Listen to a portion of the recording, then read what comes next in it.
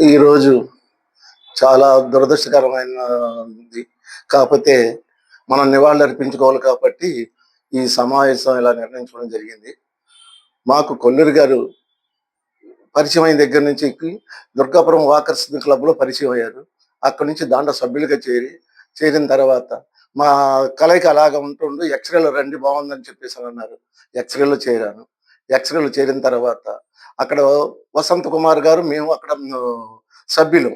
సరే వసంత్ కుమార్ గారు ప్రతి దానికి కూడా సేవా కార్యక్రమాలకి ముందడుగు ఉంటారు. అందువలన మనం ఎక్స్‌రే దానికి కూడా మనం ఎక్స్‌రే దానికి ఏం చేస్తాం? చలికాలం పేదలకి దుప్పట్లు, అలానే ఎండాకాలంలో మజ్జిగ పంపిణీ, అలా సేవా కార్యక్రమం చేస్తుంటాం. దానికి మన వసంత్ కుమార్ గారు కూడా మన మంచి సేవాభావం ఉన్నోళ్ళండి.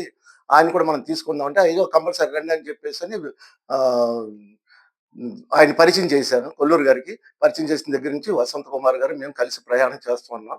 ఉన్న తర్వాత మనం, మనం కూడా ఒక సొసైటీ సొంతంగా పెట్టుకొని చేసుకుందామండి. మనం రిటైర్డ్ ఎంప్లాయీస్ అందరం కూడా ఒక సొసైటీగా ఏర్పడి ఒక సేవాభావంతో సేవా కార్యక్రమం చేసుకుందాం అని చెప్పానన్న తర్వాత కొల్లూరు గారిని అడిగాం. అడిగితే మామూలుగా చేసుకోవడం కాదు, దానికి రిజిస్టర్ బాడీ చేసుకోండి. రిజిస్టర్ నేను చేపిస్తానని చెప్పనని మాకు ఈ బ్రహ్మదేశం సోషల్ సర్వీస్ సొసైటీ అని చెప్పేసని బాడీ రిజిస్టర్ కూడా చేసి అప్పచెప్పారు.